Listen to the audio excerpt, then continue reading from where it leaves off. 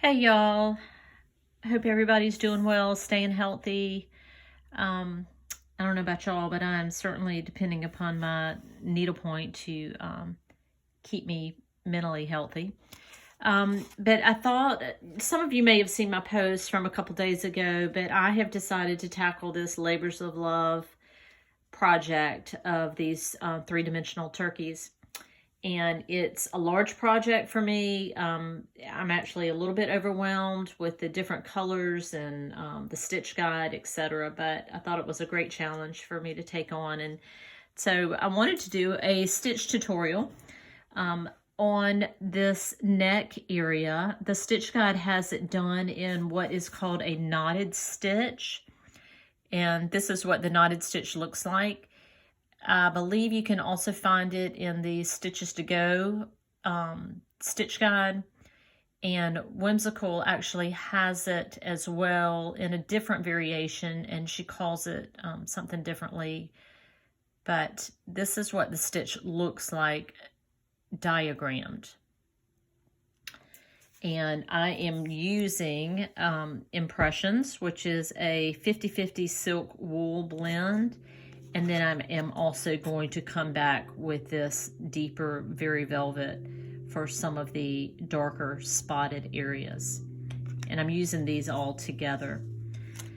So what I decided to do after trial and error is I first started working the net doing the long stitch vertically, and ended up running into some trouble there and not getting into a good rhythm. So I ripped it all out and decided that I needed to start doing it horizontally and work it from left to right.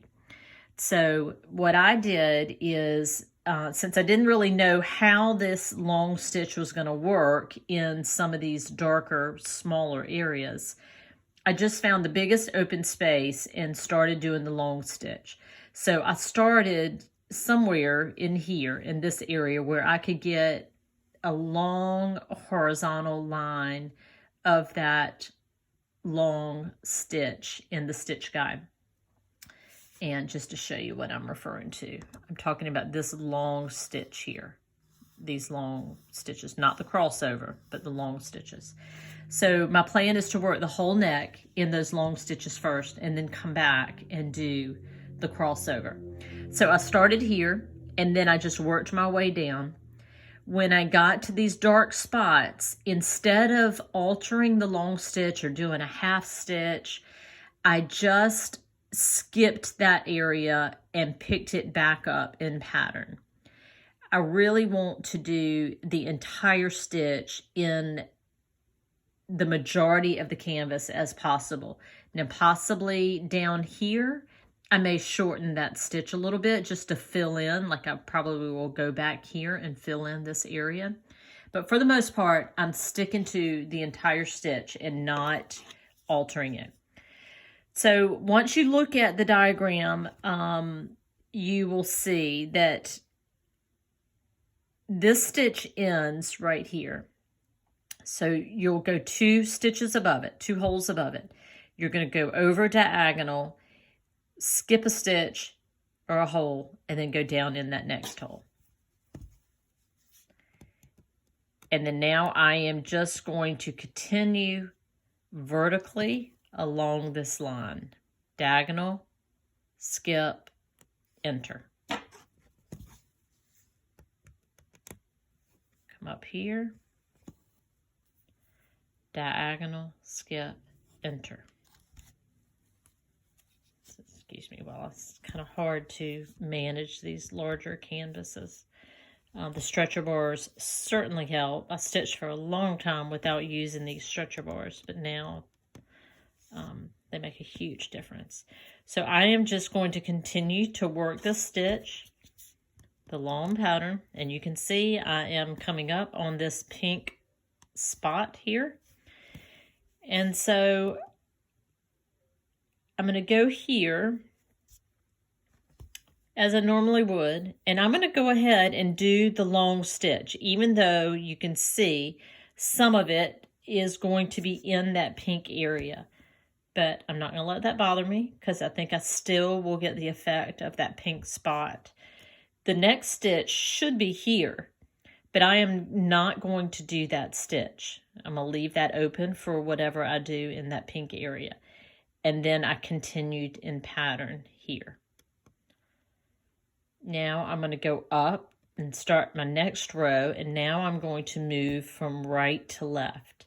So I'm going to go diagonal, skip a hole, and then go down in that hole. And once you get in this rhythm, it's really a great stitch to do. It's easy to follow. I love the look of it. It gives great coverage. Keeping in mind, however, I am using a very, very thin fiber by choice. But you certainly don't have to. You can use something a little bit more thicker. But you can see as I'm just continuing to work this in pattern. And you will notice in those darker areas, I just continued and stopped wherever I wanted to, where, you know, I wasn't going to lose the effect that the artist had when painting the canvas. So once I finish this whole entire head, I am then going to go back and do the cross anchor stitch on all of these. I'm going to do it in a darker color, which is the palette that I showed you here. So the long stitch is in this color, and I'm going to do the cross stitch in this color. And then I'm going to change that when I get over here. I'm probably going to do these spots with the dark color and then the cross stitch in the velvet. The light pink I am going to do in a bullion knot and try to get it to look like a turkey. So once I finish the neck, I am then going to come back and do the cross stitch.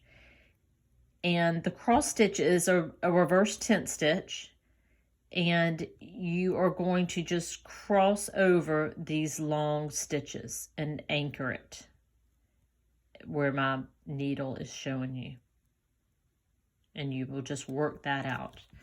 Again, when I'm talking about the cross stitch, it is that these diagonal anchor stitches.